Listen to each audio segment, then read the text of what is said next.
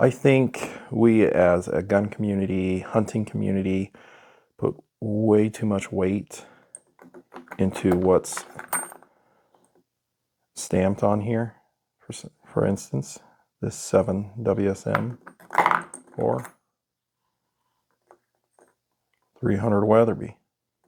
I think people kind of get it wrong when talking about whether, a cartridge is accurate. They put way too much weight on the cartridge. These are just powder holders. What's far more important, that's what we're going to talk about today.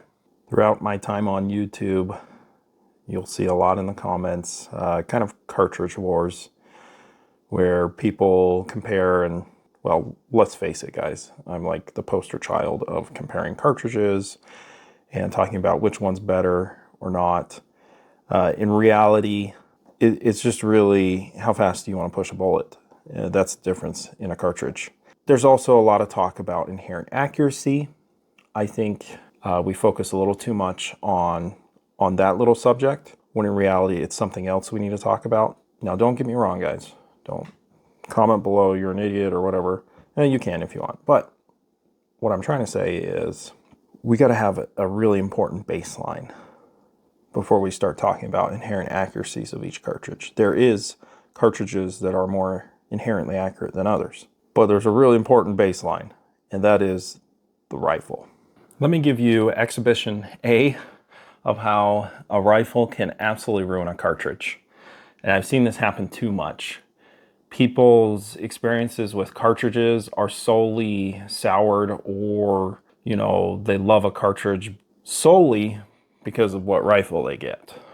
The rifle will make or break a cartridge. It's not fair, but it's just the truth. So, on Friday, I had this wonderful plan to celebrate, America, 250 years. I wanted to show off America's cartridge and America's rifle.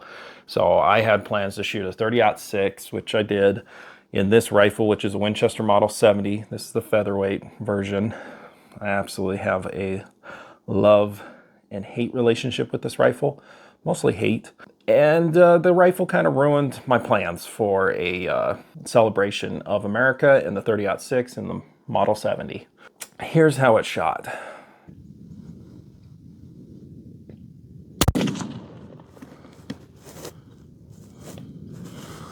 Yeah, it's really mild. That's why I switched away from this load.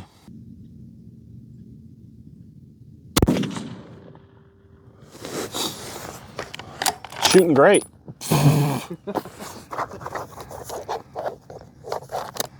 I'll just do one more for fun.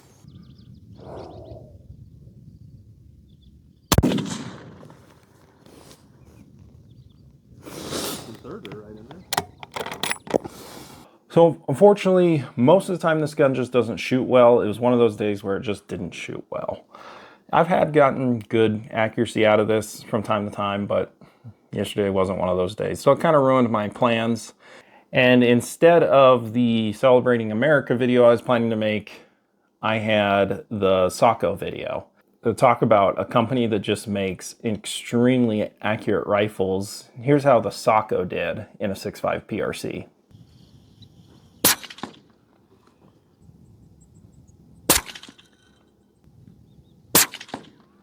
Oh, yeah. So yeah, the rifle can make a huge difference. For example, 2 or 3 years ago, I got a Mossberg Patriot in a very inherently accurate cartridge, the 7 PRC. It didn't matter how accurate that cartridge is.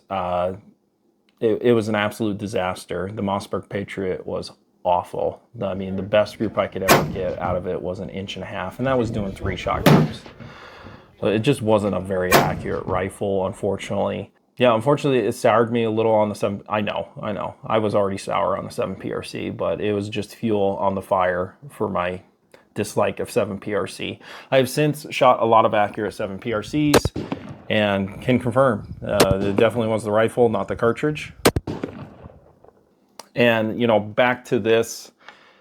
I would never recommend a featherweight rifle in any cartridge, really. I've had too many crappy experiences with it. This isn't actually my rifle, just so you know. It's my brother's. The reality is I really like 30-06, but if I were to ever get a rifle in the future, I would get it in a Tikka. I don't want to mess around and have to fight with a finicky, picky rifle like this Model 70. I just want a solid rifle that's going to shoot well from day one. So I would get it in a Tikka.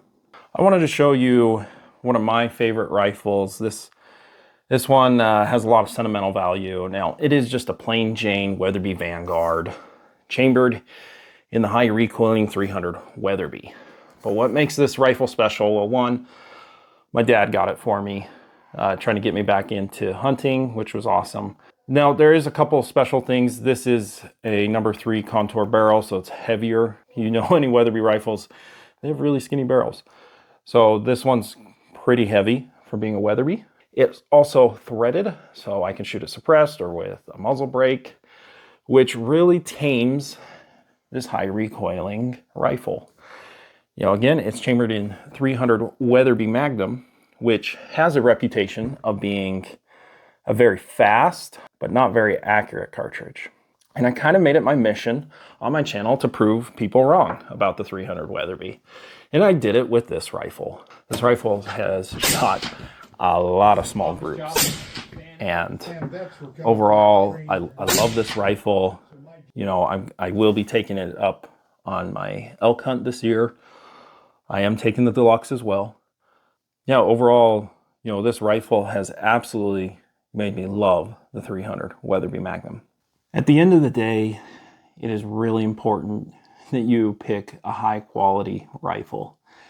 Now, there's plenty of high quality rifles to choose from. I've talked about Socko, there's Tikka. I think Weatherby makes a really good rifle. Savage rifles, they typically shoot. Not my favorite, but they typically shoot. And there's a handful of other companies like Seekins. There's a bunch.